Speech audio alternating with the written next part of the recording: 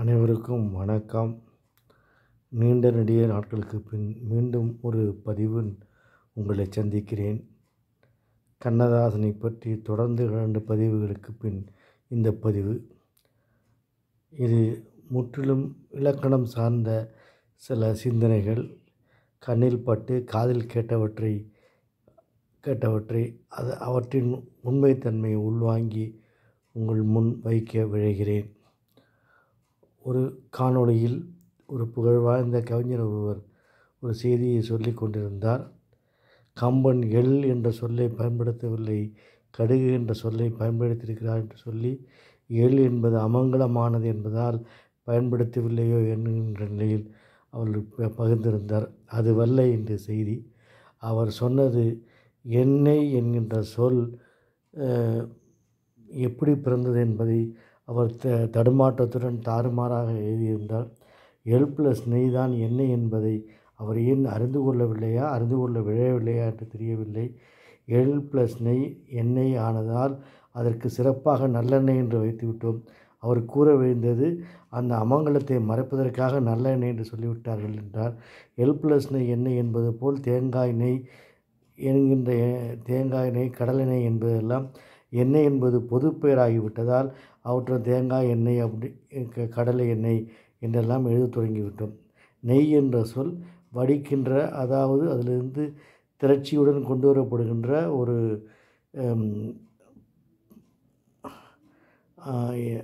பொருளாக இருப்பதால் அதற்கு நெய் என்ற தமிழிலே பெயர்.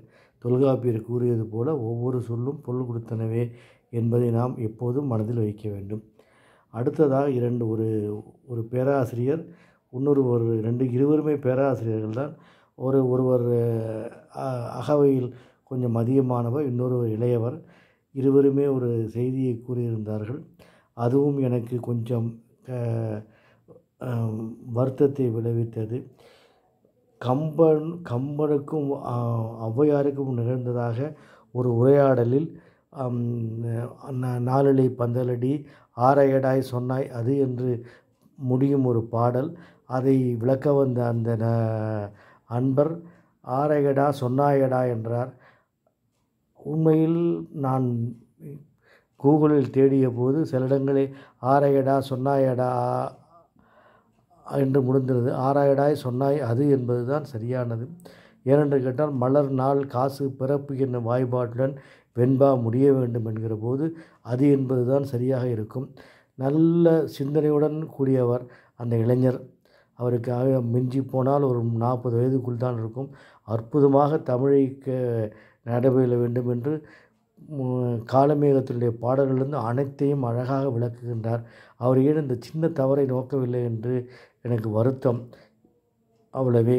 அடுத்ததாக இன்னொருவர் ஓரளவு நல்ல கொஞ்சம் அகவை முதிர்ந்த, அவரும் தமிழாசிரியராகப்பட வேண்டும். அவர் ஒரு செய்தியை வெளியிட்டிருந்தார். இடையினர் அகர ஒற்று ரீ முதலிய சொற்களை எழுதுகின்ற போது நாம் அந்த நாளில் துணைக்காலிட்டு மேலே புள்ளி குத்தும் சுழித்து தான் எழுதி வந்தோம். அதாவது கரி என்கின்ற போதும் அல்லது வந்தார் என்கின்ற போதும் துணைக்காலிட்டு தான் புள்ளி குத்துவோம். அந்நாளில் அண்மை காலம் வரை தட்டச்சு பயில்கின்ற போது கூட அந்த இர் ஆகிய சொற்களுக்கு துணைக்காலிட்டு தான் மேலே சுழிக்கவோ புள்ளி குத்தவோ சொல்வார்கள். அண்மையில் ஒரு 4-5 ஆண்டுகளுக்கு முன்னால் கணனியில் ஒருங்குறி என்று சொல்லப்படுகின்ற யூனிகோடு வந்தபோது இது செயல்படுத்த கஷ்டமாக இருக்கிறது என்று ரகர எழுத்தை போட்டு புள்ளி குத்தவும் சுழிக்கவும் வேண்டும் என மாற்றிவிட்டார்கள். அதன் பின் தான் அது பயன்பாட்டுக்கு வந்தது. ஆனால் அந்த ஆசிரியர் என்ன சொல்கிறார் என்றால், நம் தவறாக எழுதுகிறார். சில பெயர்ப்பலகைகளை சுட்டியிருந்தார். அடையார் ஆனந்த பவன் முதலான பெயர்ப்பலகைகளை சுட்டி தயாராக எழுந்தார் என்றால், ஏன் அவர் அப்படி தடுமாறுகின்றார் என்று எனக்கு தெரியவில்லை. ஆனால் இந்த 2 ஆசிரியர்களும் மிகவும் அற்புதமாக தமிழை வளர்க்கிறார்கள். அதில் யாதொரு மாற்று கருத்தும் எனக்கு வரவே வராது, இல்லவும் இல்லை. ஆனால் இப்படிப்பட்ட நல்ல அருண் செயலை செய்கின்றவர்கள், நான் அவருடைய காணொலியை விரும்பி தான் கேட்பேன். செய்கின்றவர்கள் ஏன் இந்த சிறிய தவறை செய்கின்றார்கள்? அந்த பேராசிரியரோ ஆசிரியரோ எப்படி தான் அந்த என்பதை இப்படி விளம்பினார் என்று தெரியவில்லை.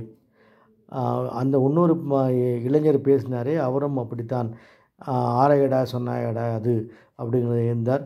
தமிழில் நாற்றம் என்ற சொல் பொதுச்சொல். ஆனால் அது தற்போது துர்நாற்றத்துக்கு மட்டுமே நின்றுவிட்டது. இதேபோல் பல சொற்கள் தமிழிலே விரவி இருக்கின்றன.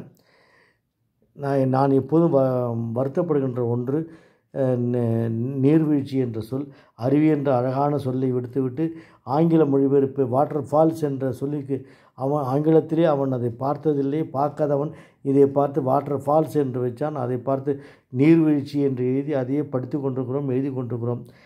வைரமுத்து கூட நாகராக போய் வந்த ஒரு 40 ஆண்டுகளுக்கு போய் சென்று வந்த புதிதில் இப்படி தான் எழுதியிருந்தார்.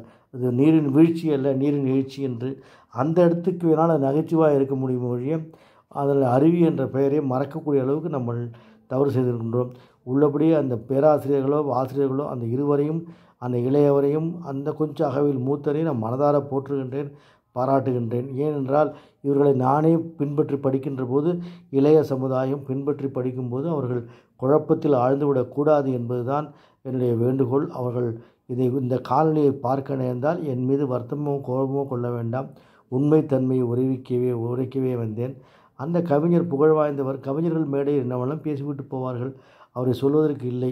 எள் என்பதற்கு என்னைக்கு விளக்கம் கொடுத்தார். எள் ப்ளஸ் நெய் தான் எண்ணெயானது என்பதை அவருக்கு தெரியுமா தெரியாதா, அல்லது மேடையில் கைதட்டலுக்காக பேசினாரா என்றும் தெரியவில்லை. இது யாரும் கேட்டவர்களுக்கு நன்றி. யாரையும் குறை சொல்வது எனது நோக்கமல்ல. கவிஞராக இருந்தாலும், ஏனென்றால் சமூகம் கவிஞர் என்கின்ற போது அவருடைய புகழ்வாய்ந்த கவிஞர், அவருடைய பார்வைதான் மனதில் கொள்ளும். அந்நிலையிலே அதை சுட்ட விழைந்தேன். தமிழை காக்க வேண்டும் என்பதற்காக அல்ல, அடுத்த தலைமுறைக்கு சென்று சேர்கின்ற போது தவறான பதிவுகள் கூட. இதுவரைக்கும் படித்தவர்களுக்கு கேட்டவர்களுக்கு மிக்க நன்றி, வணக்கம். பெரிதொரு பதிவில் சந்திப்போம். நாள் 27/7/2024.